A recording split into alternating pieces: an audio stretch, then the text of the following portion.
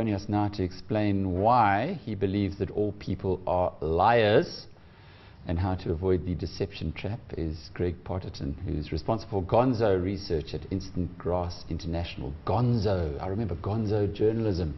Is that where you got the name from? Absolutely. I mean, it was Hunter S. Thompson who basically coined the phrase, or his editor coined the phrase when he worked for the Boston Globe in the 1970s. It's the ability to put yourself into a first-person narrative. So instead of observing in a kind of objective opinion, you actually become part of the story yourself.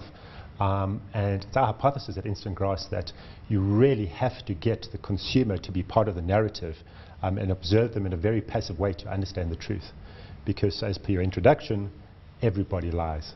There is research out there that indicates that the average person lies between 2 and 3.5 times every 10 minutes. And when you think about it, it is not as critical as that. It's not as bad as it seems. We're wondering, how have we been lying in the last hour? In the last hour, well, I was watching in the Blue Room there, I was watching, and little mistruths. It's little anecdotal stuff that is... Okay, I'll admit to one, phytotherapy. I said it's a study of plants, and it's not quite that. Well, I thought it was psychotherapy anyway. So there we go. But, those little mistruths, often there's no malice intended. We're just there to kind of, a lot of times it's to protect the other person. Sometimes it's to embellish or to articulate a point. A great example, and I do this all the time, is when you meet somebody, the first thing you say is, very nice to meet you. I did it with you guys. Nice to meet you. I don't know. You didn't enjoy meeting us? I enjoyed the handshake. Really, the handshake was great. I'm not lying. We're really nice people. But as kids, we condition. Believe it or not, I mean, you talk about the Easter Bunny, Father Christmas. Our parents tell us all these type of things. The Tooth Fairy. Go and tell your grandmother that she gave you a lovely gift. Go and thank her for the beautiful gift that you always wanted. We encourage people to tell mistruths. And of course, absolutely no malice intended. But once you start talking research and you have big data, metadata that's a buzzword at the moment, or even one-on-one interviews, people will mislead you unintentionally. So the Gonzo research, as I said earlier, is getting the actual person in a very participatory way to give you the narrative, often very subjective. Often you need to validate it with some sort of quantifiable research, but it's really the human truth that we're looking for, those insights. And that, in my opinion, can only happen if you remove that contamination of traditional research and get beyond the lies. So how do you do that? Well, make Alec and I tell the truth. There's a lot of methodologies. First of all, you have to create a very, very intimate friendship with the respondent. In our business, we call them grasses, grass being an old colloquial term for informing or snitching. You establish a relationship just like you would with a friend. You nurture that relationship. You get to a point where there's trust. You get to a point where you understand the person. We have a database of over 2,500 people over the last 10 years that we've interacted with.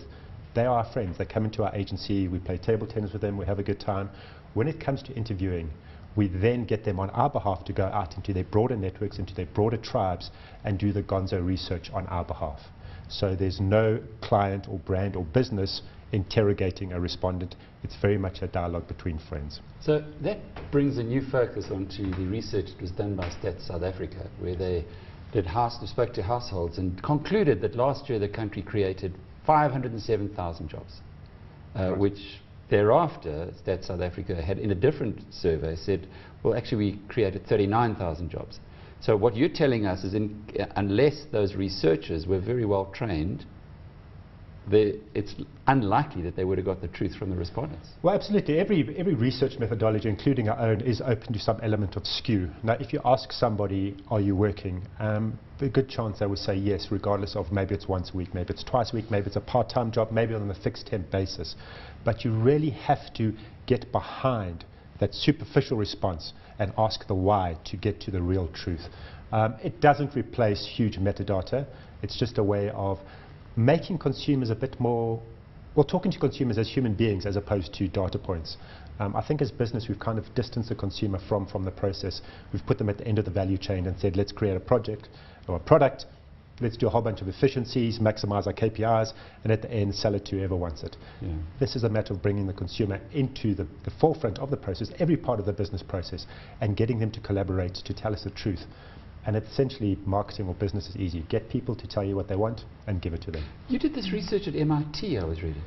I didn't do the research. The research came from the research came from MIT. A gentleman by the name of Robert Feldman. He did it in a sample of about 200 people, and he got people 10 minutes of interviewing, just like this, have a chat to each other. They recorded it. Afterwards, they sat and analyzed it together. They said, how often do you think you lied? Obviously, everybody told a lie and said, I didn't lie. They then, once they looked at the footage, realized that they told at least one lie. When they analyzed it and broke it down, they realized it was actually one lie plus 2.93 mistruths. And it's really those mistruths, those little white lies. How do we check them? Because we do this every day. Exactly. Yeah, we got guys like you sitting there. I'm actually looking at you wondering if you lie. Yeah. I've set myself up here, haven't I? But give us some hints. I've got quite a lot of training in this field that I can see what the, moving to the left with the eyes, etc. Right. Folding arms, etc. Where people are lying. But give us some help here so that next time we get a liar in the studio, yes, we can sort you can tell. I'm not trained in the traditional ethnographic studies like that, but I can give you some case studies in terms of how we've identified, we've highlighted lies and created opportunities out of that. We did a great campaign for Levi Strauss Global. They said, young African women don't like our brand, they don't like our product, they don't like our garment. We did they had traditional research that said, listen, these are the likability scores, they're very low, perceptions are likability is high, but perceptions are bad. We said, well, that doesn't make sense to us, let's go and film these girls shopping. Every single girl walked into Levi's and said, I love Levi's, I'm a Levi's girl, and I own those garments. They went in, tried the garment on. Doesn't fit. Doesn't fit. Why doesn't fit? Because as they sat down, and this is exactly what it was, they sat down and every single girl pulled their waist up like that. And there was that 5 centimeter hip gap between the hip and the waist the African women are so proud of. Obviously, Levi Strauss. You know what they call them, Alec? ATMs, African trademarks. There we go. Eh? There we go. And the insight, the human truth was that the women, African women, love to showcase their assets. And we only realized that by the non-verbal cue of somebody sitting down and that gap, it was just a 5 centimeter gap. As a result of that, we went and we sat with a new product development team and we created a great new garment for Levi Strauss, and it went on, was exported to San Francisco and became one of their second best lot selling numbers. Brilliant. So if you asked somebody, do they like Levi's, they would have said yes. Do you wear the garment? They would have said yes. But the reality is it doesn't fit. Great, good stuff. Thanks. Right. In our industry, we get lots of research based on lies. I remember once the Financial Mail advertising the 375,000 top business leaders. Read our magazine. That was Greg Potterton, responsible for Gonzo research at Instant Grass International.